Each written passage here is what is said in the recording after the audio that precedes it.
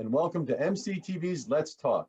I'm Mike Stanzilis, Vice President of Membership and Government Affairs for the Morris County Chamber of Commerce. And today we're continuing our series with Cal Thomas of Sandler Training. Today's talk will be about people managing people. So Cal, good morning and welcome to the show. Hey, Mike, really pleased to be here. Thanks for having me back. I always enjoy talking to you and fielding some of your tough questions sometimes. Well, I hope the questions aren't too tough, but today's an important subject, right? People managing people. Quite often a person will get a promotion or start a business and find themselves managing other people. In some cases, they're managing the people that they used to be peers with. And it can be a real challenge. So what do you do in your world when you're teaching managers? What are some of the key takeaways, basics of people managing people? That's a great question, a great observation, especially when a peer comes to be a supervisor. That can be a sticky situation. But really, Mike, I think in any of the situations, whether it's a peer or whether it's somebody new from the outside coming in and they got to make their mark, I mean, the very first thing is setting expectations. And it's a two-way street between the employees and the manager or supervisor. They just need to be very, very clear on what the roles are, what the expectations are. And a nice little one-liner often we use with people who have come to manage their peers are, look, we've been friends, we've been peers. Once in a while, I'm going to have to tell you, I'm going to have to wear my manager hat. So is that okay? Maybe I'll just say that. But it's really about communication constantly and setting expectations, Mike. Yeah, so communication is a critical piece, and I'm glad you brought that up.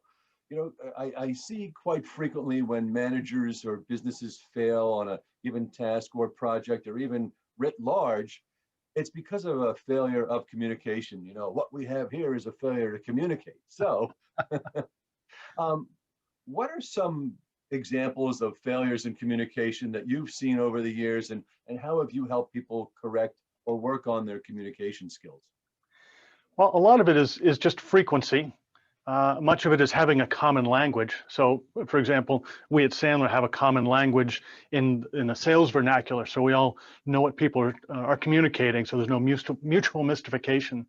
And there's another tool, we happen to use it as well, but a lot of people do. It's called DISC, D-I-S-C. And what DISC allows you to do is have a little self-awareness of how maybe you're coming across to someone. It helps you understand how they're comfortable communicating. And maybe more importantly, it allows me to adapt my style. I mean, you and I, Mike, are pretty similar styles, so it's easy. But you know, when I'm dealing with engineers and architects, I need to change my communication style a little bit to make them comfortable. Yeah, so it's being adaptive, being able to listen and get an understanding of the person you're trying to communicate. I couldn't agree with you more. So we're going to tease our next conversation a little bit here about coaching, and you do a lot of management coaching and consulting. It's not just sales training. Why would a person need a coach? That's a great point, and we are more or less known for sales, but the lesser known thing is management. So coaching, I mean, there are four hats that a manager or owner wear, and they're the supervisor, they're often the mentor, they're then a coach, and then sometimes they're the trainer. So they need to figure out when they're wearing that hat and let the employee know also. But coach is really someone who's there to encourage, maybe to practice with, and to be supportive of. A coaching role is not there to be their critical parent and have their metrics and shame them or any of those things. It's very specifically around, we have a whole coaching curriculum, but it's about encouraging, maybe role playing, and being a positive check-in and influence on the employee. So well, that's a great answer, and I think that, you know, our next conversation for those watching will be about Sandler and coaching and how Cal Thomas coaches people and helps them to succeed. So Cal, and before we close, any key takeaways in terms of people managing people that you'd like to share with the audience? Yeah, I think, and we have a rule, and one of our rules is if there's a bomb in the room, diffuse it right away. And that is to say, if there's something you think, you know, you and I may, if we're miscommunicating, say, look, I just want to make sure we're clear, this is what I'm thinking, and you look a little uncomfortable. But just say it, get it all out there, and have constant, and by the way, fixed communication, meaning something we call a WIM, a weekly individual meeting, where I meet with employees. Maybe it's 15 minutes individually every Monday. What are your goals for the week? What can I do to help you? That's it.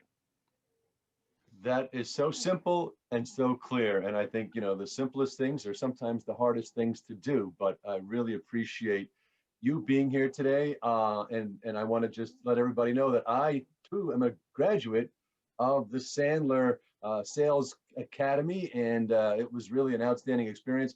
I did not take it on a whim. It was highly recommended to me, but it became a whim because every Wednesday morning I was in Cal's building. So Cal Thomas of Sandler Training, thank you so much for being here today.